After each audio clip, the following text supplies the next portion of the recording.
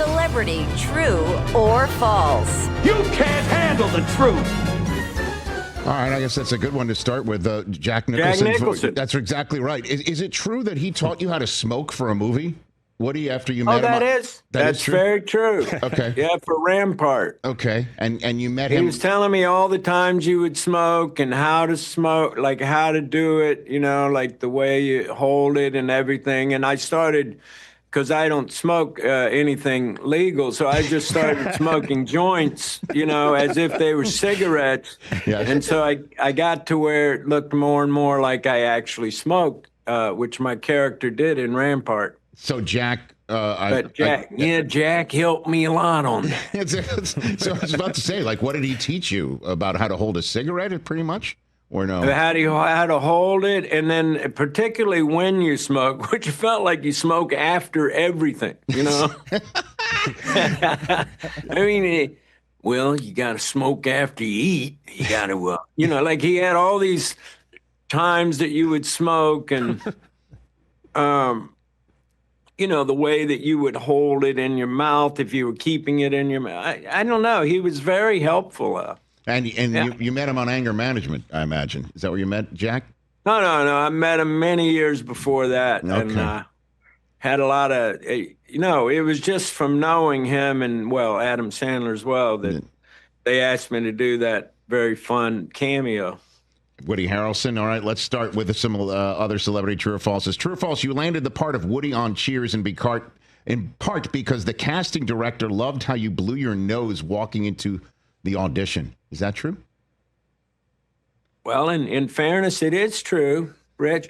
I was, Laurie Openden was the casting person at the time for NBC, and I came in very late in the process. In fact, they'd already kind of settled on someone, but they're just in case, we'll see some stragglers. So I came in, and what had happened was I was away from this play, Biloxi Blues. I was doing this movie called Wildcats with Goldie Hawn, and so that put me in L.A. We mostly shot in Chicago, finished in L.A., so I'm in L.A.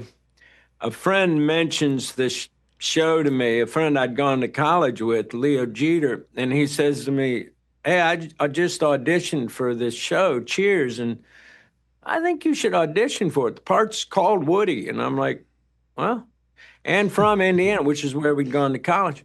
So I'm like, okay, well, I'm not really wanting to do television. Well, anyway, so I go in and I meet her, and they had just fired the two guys I was understudying. So I was going back to do Broadway, which was my dream. So see, the problem with auditions is you're just too scared and too desperate.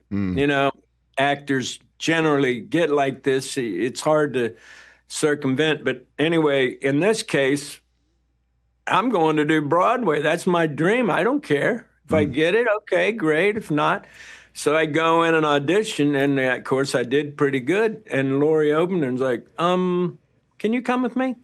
And yeah, sure. So I'm following her, and it seemed kind of labyrinthian, we kind of seemed to be going through this door and down this hallway. And so I didn't know that we were walking into the room with all the creators of Cheers and, wow, all the writers and everything. And so as we're walking through the door, my nose was and I just honked as I'm going in the room, and the whole place burst out laughing. It was the room with everybody, and Jimmy Burrows told me later, you had the part right then. Wow. Okay. You got a good George Wendt story then, Woody? You got a good one about him with Norm or anything like that? You hanging with him? George Wendt? Yeah. You got a good one? Yeah, I do remember one time, speaking of memory, I was with, I thought we were done filming. This is the first time I realized that marijuana does not go well with acting. And I thought we were wrapped. I went upstairs, and me and G are smoking a joint. And then I hear over the intercom, Woody, come down for your monologue in scene C. And I'm like, I go down, and what would have taken one time, easy. Yeah. 1, 2, 3. Jimmy Burrows. Woody, are you okay? Yeah, fine, Jim. Yeah, let's just do another. And so yeah, we had to do like probably 10 takes before I got it. It because it turns into paranoia what normally might be euphoria. Yes, sir. I got you. Woody Harrelson here on Celebrity True or False. All right, oh, there you go. You got the part. There you go. See, we just saw it in person. Next up, on the set of White Men Can't Jump, true or false, you bragged about your basketball playing to one of the coaches on the set who challenged you to a game of one-on-one, and that coach turned out to be Bob Lanier. Is that true? Turned out to be Bob Lanier? Well, he was one of the guys coaching us, but I don't remember if I've played one-on-one with him. Well, I would imagine you'd remember that pretty much. Well, I probably did. I mean, any chance I got, I was constantly challenging people and trying to, but I can't imagine I did well. Okay, so then let me ask you this one. Also on White Men Can't Jump, true or false, you bet Wesley Snipes you could dunk and had the rim lowered without Snipes knowing to win the bet. Is that true or false, Woody Harrelson? That's partially true. Okay. The rim was already at 9.5 feet. The problem was even at 9.5. Yes. I couldn't stuff it. And then the lady who was doing the boom operator, she says to me, "Hey, why don't you stretch?" And Wes had gone to his trailer, right? And by the way, we had been betting small sums, Yes. and I kept not being able to stuff it. And so he went to his trailer, and she says, "Stretch." And I started stretching. And then I picked up the ball, stuffed it first time. And I'm like, oh, my God. He comes back, and he's still kind of smug in the certain knowledge that I have no chance to stuff it. And so we bet a little bit, and I miss. And then I'm like, you know what? I know I can do this. I'll bet you $1,000. And he goes, oh, yeah, and shakes my hand. And then I went up, boom, stuffed it. And to my dying days, I will remember the look on his face. Like he just couldn't believe it. And it was very satisfying. Oh, my God. I love that story, man. So you collected, obviously. Woody. Of course. Okay. Just make sure. Next up, true or false, Woody Harrelson. You took the role of Roy Munson in Kingpin because you lost a bet playing pool with your former roommate and director, Peter Farrelly. Is that true? Okay. That's another partially true. Okay.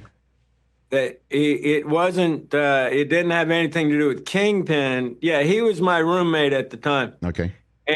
But he was an untried director before doing Dumb and Dumber, and he wanted me to play one of the parts in Dumb and Dumber, Jeff's part. Okay. Before they cast Jeff, and I said, "Well, dude, I'll tell you what. Let's play a game of pool." He was a better pool player, and I said, "If you win, I'll do the part."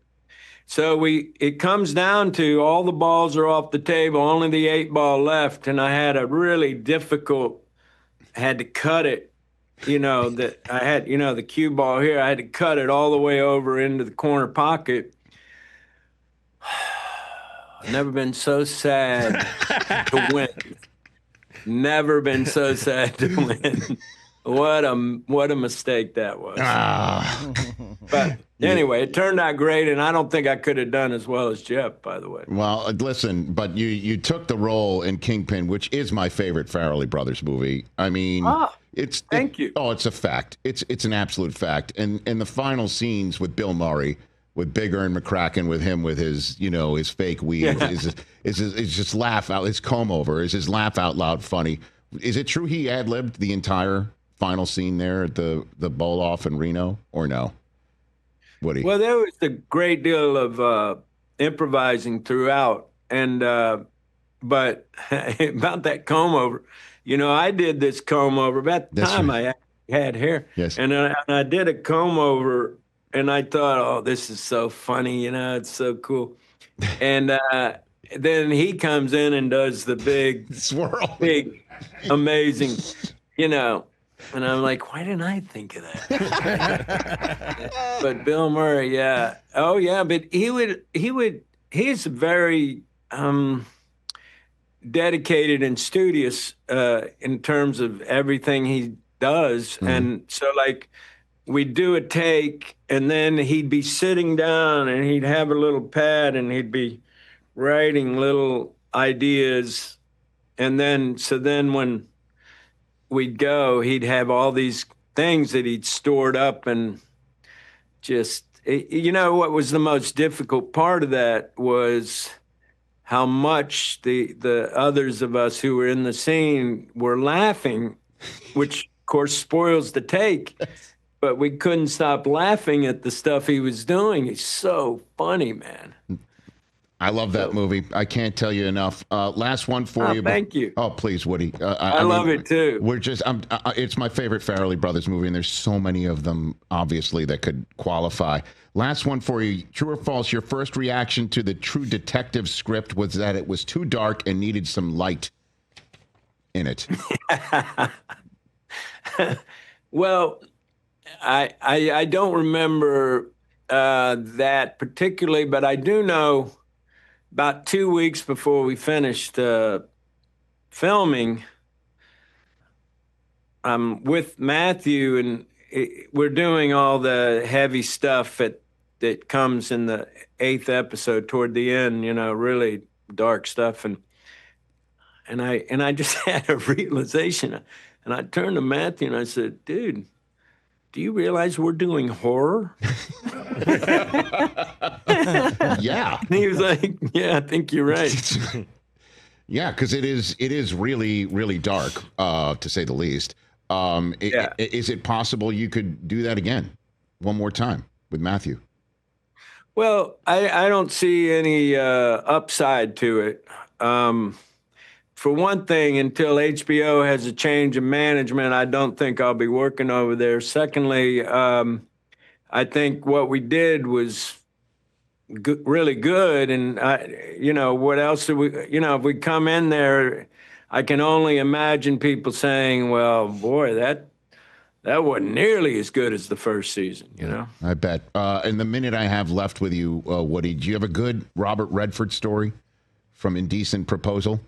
Way back in the day. May he rest in peace. Well, I have a great deal of love and fondness for Redford, and I know his daughter Amy, and I think one of the things that just speaks to what an extraordinary guy this was is there was a bill going before Congress to basically open up 6 million acres of wilderness in Montana to the various extractive industries, you know, as the government's prone to do since they're businessmen working for bigger businessmen. And so I was trying to fight this, and you know, it's no small deal to have Robert Redford make a phone call. And when he'd call these senators and congressmen, it was a much different thing than if I called them. And he did. He would make call after call. I'd go to his trailer, dude, can you call this guy? Yeah. And he would do it. And he was just such a dedicated environmentalist, such an extraordinary man. Hey, you made it all the way to the end. Thanks for that. Check us out every single day streaming live on Disney Plus and the ESPN app 12 to 3 Eastern.